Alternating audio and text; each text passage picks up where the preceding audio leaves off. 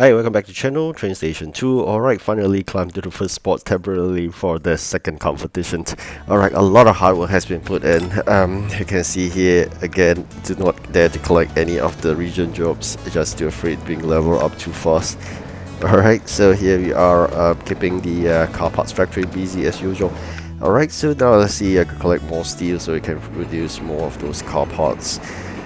Wow, a lot of basically competitors are really strong in this competition. As expected, second competition is not as easy as the first, but I still must say this, in the first three competitions it is still easy.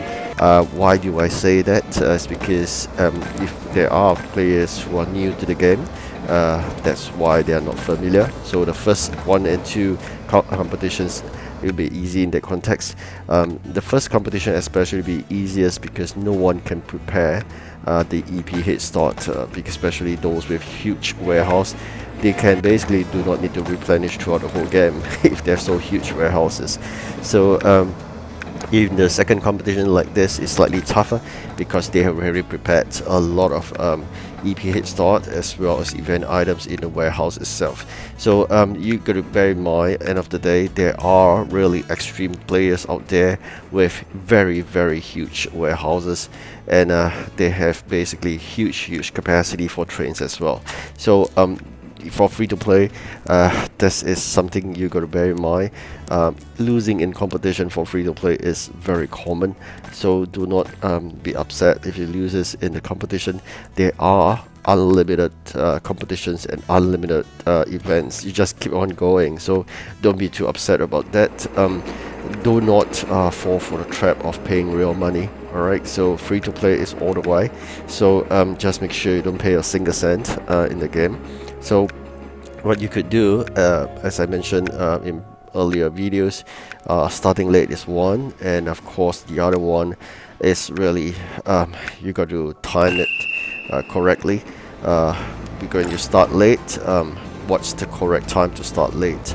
So that's, you got to catch it on your own. Sometimes depends on luck, and you're going to stop at 99%, that's for sure, for this event especially. For those other events may not be guaranteed, but for this I'm assured it's 99%. So that's it. Capacity is something that you should really work on. Train capacity I've upgraded fully. As you can see in my previous video, one of the legendary, one of the epic as well.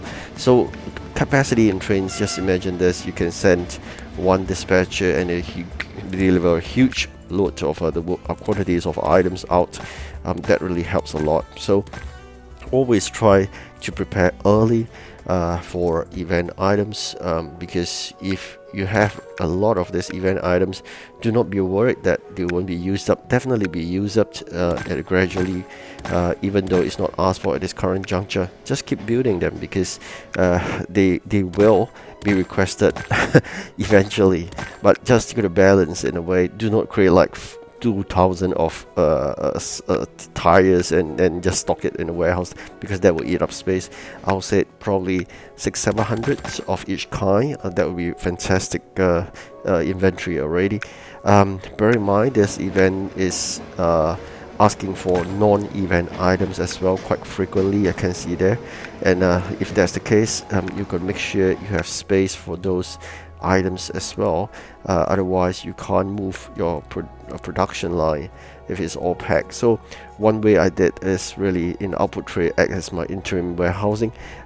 When the car parts are not required, I put it in the output tray, and well, you just constantly have to lock in the game to clear that one slot. You basically, you can see here I have 4 slots, right? So the finished product will fall on the 4th slot, and the production will store.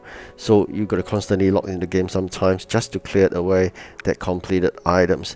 Of course, the other way is to set alarm, and then you know when to clear away the items, but it will be a lot of items, a lot of alarms for you to keep on doing that. So for the other items, if it's not requested, I'll just let the production store. That's perfectly fine, but not that event parts factory, because constantly throughout this whole event you'll be asked for parts. So just make sure you have tons and tons of them. Only at the last competition, then you'll be wary not to overproduce of all these car parts, because eventually they'll be being away. So for now, how would I advise in terms of playing this competition if you're not doing that well? Then pace yourself out in a way. Do not focus on fighting a losing battle. If you really want, can take a break a bit. And in the third competition, your progress will be slower than anybody else, hopefully, because if you're losing that badly, then in that context, everybody else may enter into the second round of their customer, and you are still in the first round request. Your quantities were so much lower in terms of requested by the contractors, hence you can deliver faster, and you will have a better win or better chance of winning in the third competition then. So that's how you should perceive it. Look the positive of it, of losing in the second competition. But if you're doing really well in the first competition and the second competition, I think congratulations, you really know how to play this game. And you have that luck as well, because sometimes it's not a matter of just know-how, it's a matter of luck. Who are you competing with? You may be competing people with pay to win, who actually knows the start late strategy as well as they will normally mixed with free to play and other less competitive players. So that is unlucky in that context. So otherwise, if you are met with really all the relaxed players, then you're really fortunate, because you do not have to struggle that hard, and you can get a good number of EP and you'll be top. And what not is that you can actually then consider, if you really have a huge gap, for example, you've created a 300-400 gap from yourself to the second player, and you can see that the rest of the players are just laid back.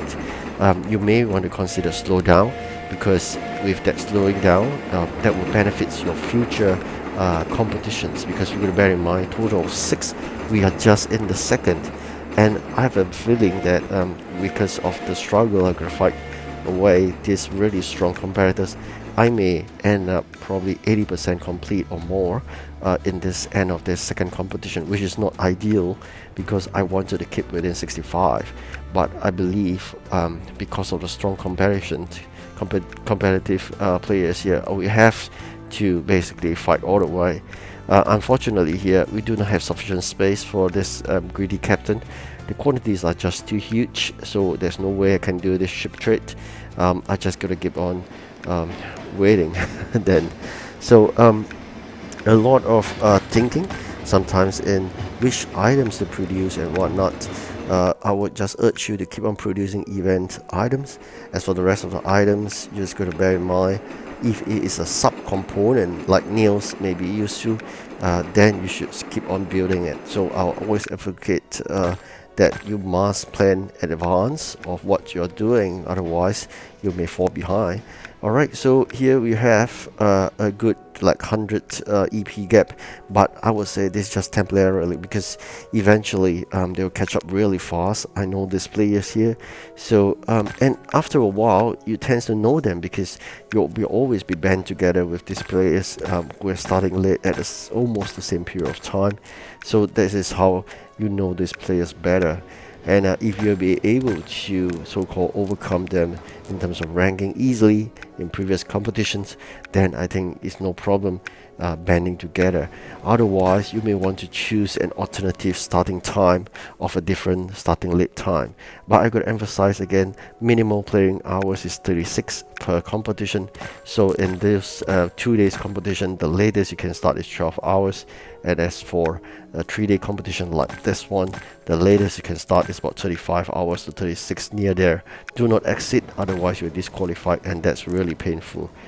Do not emphasize enough that I've once missed that, and it is so painful, but I know that's an experience. I even wrote to the developer, and that's when I learned that it's 36 hours minimum playing time in competition, otherwise you're disqualified. So here we have really enter into the second competition. There are players who have completed 100%, and you know what, sometimes these players are quite strange. They just fight for the first 3 competition and then they stop and they don't play anymore. So you may experience having 0 EP players in your team, especially in the fifth and sixth competition, people just gave up. Alright, so warehouse spacing is really something I always struggle. You can see here, it's always full. So really got to figure out how we can move our items out and yet resource prioritize using only the largest capacity train to send out, so you can always maximize that. And of course, I'm coming towards the end of this video again. Wish you good luck in your competition, and I hope you have good rest too. Thank you for watching. Goodbye.